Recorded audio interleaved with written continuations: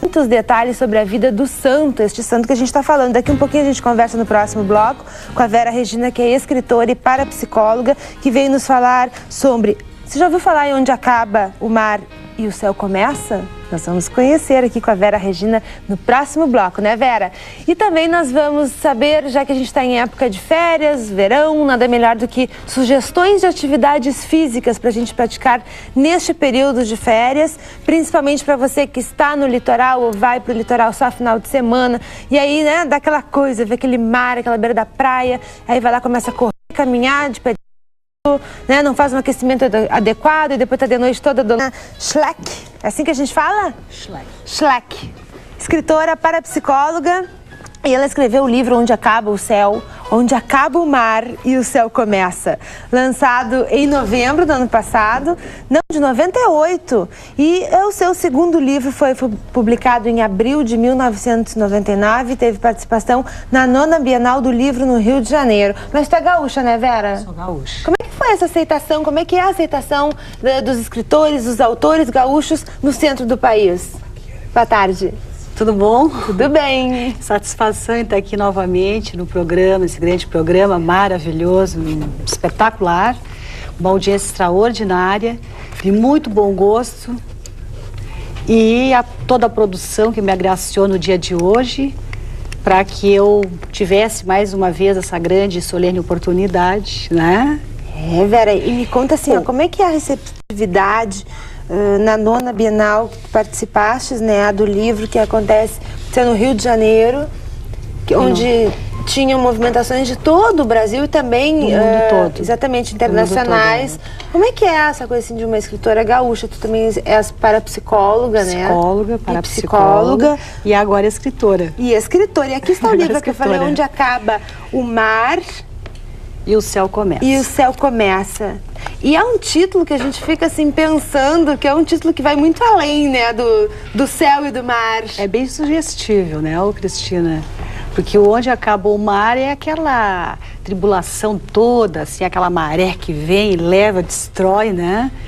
E o céu começa, já está dizendo, é o esclarecimento, é o infinito, é aquela luz maior, assim, tá? E sobre a Bienal do Livro, querida, que tu acabou de me perguntar, foi assim, eu escrevi esse livro aqui em 4 horas e meia, o Jorge da Capadócia, que é o primeiro-ministro, soldado secretário de Jesus Cristo, que é um romance 100% psicografado, pelos 2 espíritos iluminados do nosso primeiro imperador cristão, que foi o grande Constantino, e o gladiador Astartes Litério, que ambos foram grandes amigos particulares, pessoais, desse príncipe da Capadócia, Capadócia, que é a região da Capadócia, né? Na Turquia, na Ásia Menor. E eles foram grandes amigos de Jorge da Capadócia, ali formaram todo um triunvirato cristão até a libertação dos cristãos no mundo todo. Essa obra, levei 4 horas e meia psicografando ela na Sociedade Espírita de Allan Kardec, aqui do Rio Grande do Sul, aonde eu sou assim, uma militante há 20 anos, embora faça parte de outras filosofias transcendentais, não é? E o interessante salientar é que Jorge da Capadócia, ele é um santo literalmente católico. E é o único santo da Igreja Católica que conseguiu entrar nos 4 cantos do mundo, dentro de todo o movimento afro do mundo todo. E ele entrou dentro da escravatura. Então, por isso que aí a palavra Ogum é uma palavra em latim que significa o grande, o iluminado. Ogum. Ogum.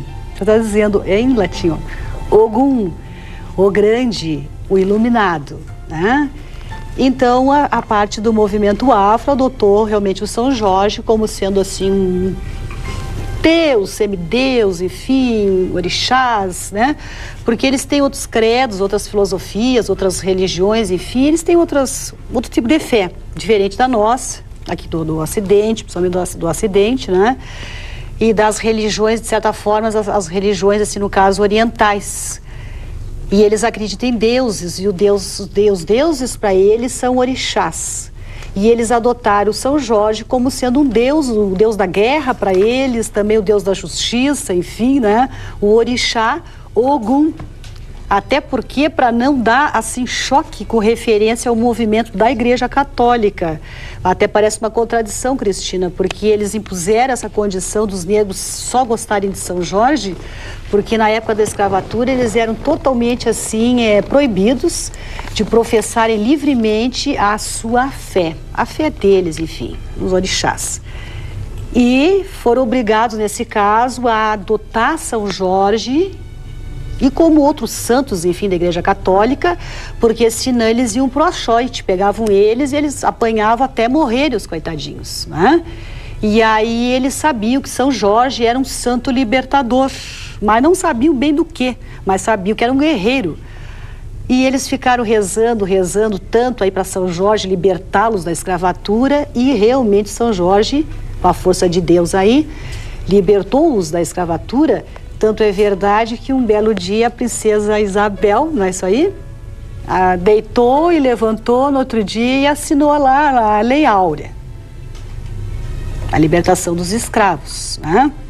E assim sucessivamente foram todos libertos, os escravos no mundo todo, né? E adotaram São Jorge, então, como um deus libertador, guerreiro, poderoso, e que de fato ele é mesmo, porque o mundo desconhece a vida desse santo, porque tudo que na época, precisamente 280, que foi a época que ele nasceu, até 303, tudo que os cristãos de uma época deixaram escrito com letras de ouro, registrado com todo o carinho, com todo o zelo, com todo o amor. Na época da Santa Inquisição, gente, foi tudo rasgado, queimado, incinerado, tudo em praça pública. E nada sobrou do santo guerreiro Jorge da Capadócia, que é o grande Ogum. Ogum São Jorge Ogum é o mesmo. Por que tu disse no último capítulo que ele é um esquecido pela história? Por causa da época da Inquisição, meu amor. A Inquisição acabou com ele, né? Destruiu com ele. E como na época ele já estava assim tão popular quanto o próprio Cristo, no sentido Jorge, a Inquisição não teve como tirar da história do mundo o nome Jorge. Aí eles foram obrigados a deixar o quê? Apenas assim, Jorge da Capadócia. Jorge foi um mártir, um cristão, mártir, um santo da Igreja Católica, e fez parte das tropas do imperador Diocleciano, dentro do Império Romano, e morre como decapitado, supostamente decapitado, com 23 anos de idade, no ano 303. Então foi só isso que eles deixaram escrito, porque não tinha mais como apagar o nome Jorge da história do mundo, e assim o mundo só sabia até então, conhecia essa parte que a Igreja Católica deixou os inquisitores de uma época, né? Tanto é verdade que tantas pessoas afora, por o mundo afora aí, por nada não ter nenhum tipo de bibliografia de Jorge da Capadócia, do grande São Jorge, ou seja, ou de Ogum, né? As pessoas têm ele, assim, grande parte da humanidade tem ele como uma lenda, porque não existe nada para ser lido, nada para ser pesquisado, em museu nenhum do mundo, em livraria nenhuma do mundo, tiveram ele como uma lenda. E agora, com a graça de Deus, já que estamos agora no limiar, já entramos dentro do limiar do 3º milênio, tudo que é verdadeiro, o tempo até então levou e novamente está trazendo. E assim Jorge da Capadócia, esse santo poderoso guerreiro, que é o imediato secretário de Senhor Jesus Cristo, ressuscitou novamente dos mortos. Ou seja, precisamente levantou-se das cinzas. Ressurgiu do pó das cinzas. Porque tudo que é verdadeiro não tem como esconder, não tem como abafar. É a mesma coisa a gente querer tampar a claridade à luz do sol. Vai brilhar sempre, não adianta. Vera, me diz uma coisa, tu disseste que foi psicografado em 4 horas? Em 4 horas e meia. 4 horas o livro estava pronto? 4 horas e meia. Estava pronto. Estava pronto. Olha só, então antes a gente... E esse convite da Bienal do Livro, isso aí partiu das livrarias Siciliano, né?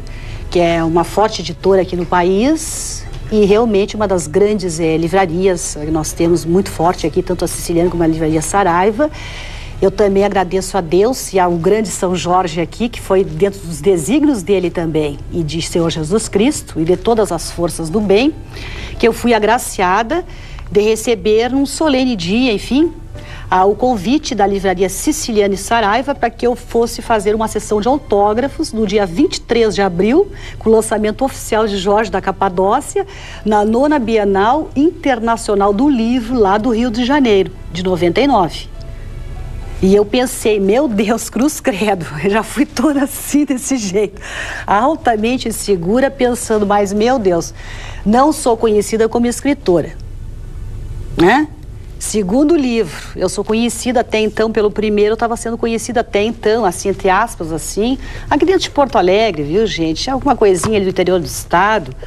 Aí eu chego e vou participar de uma Bienal do Livro, o que dentro de uma livraria siciliana, com a força, o peso que eles têm lá dentro de uma Bienal internacional. Pensei comigo, Nossa Senhora, eu vou autografar uma meia dúzia de livros, aí vou passar até vergonha, né? Qual é a tua religião, Vera? Eu sou universalista, querida. Não tenho, assim, propriamente um dogma, assim, uma religião. Eu universalista, né?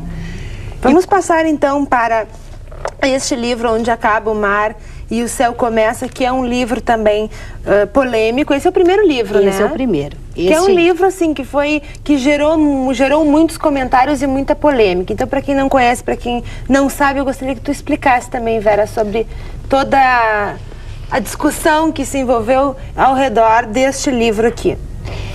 Esse livro aqui, para os telespectadores, assim, saberem, é um livro que se trata, assim, de coisas polêmicas, porque se trata da realidade do dia a dia, da vida, do que acontece conosco. Os nossos problemas da sociedade, problemas psicológicos, psicossomáticos, enfim. Né? Esse livro, ele nasceu de uma inspiração, eu diria assim, de certa forma, infelizmente, 7 dias após a perda precoce do falecimento da minha mãe. Então eu estava muito triste e eu fui para o mar, lá para Tramandaí, e na beira do mar, querendo transpor, botar para fora todo aquele sentimento de perda, pela perda da minha mãe, aí nasceu o livro, precisamente Onde Acaba o Mar e o Céu Começa. Então, por que polêmico? Porque enfoca situações assim polêmicas, eu diria assim, de certa forma, ainda perante a nossa sociedade do mundo, como um caso que é polêmico não só pela sociedade ainda, mas infelizmente em função das religiões, dos credos, do secretismo, enfim, que seria assim, histórias como o aborto, por exemplo, é uma coisa muito polêmica, discriminação social e racismo ainda muito polêmico no nosso mundo, na nossa sociedade. Qual a tua visão do aborto? Antes que tu continue, vamos só te interromper um pouquinho. Qual é a tua visão do aborto? Como é que tu vês o aborto? Olha, querida, nesse caso o leitor realmente tem que ler. Porque aí vai dar mais ou menos umas 10 páginas. E a história, no caso, se eu começar a falar só sobre o aborto aqui, seria digno, eu diria assim, para escrever só um livro a respeito disso aí. Porque se dá uma palhinha, já dá mais interesse, entendeu? A gente ler o livro. Olha, é justo uma pessoa abortar quando ela, vamos supor assim, ela foi estrupada. No caso, eu diria assim,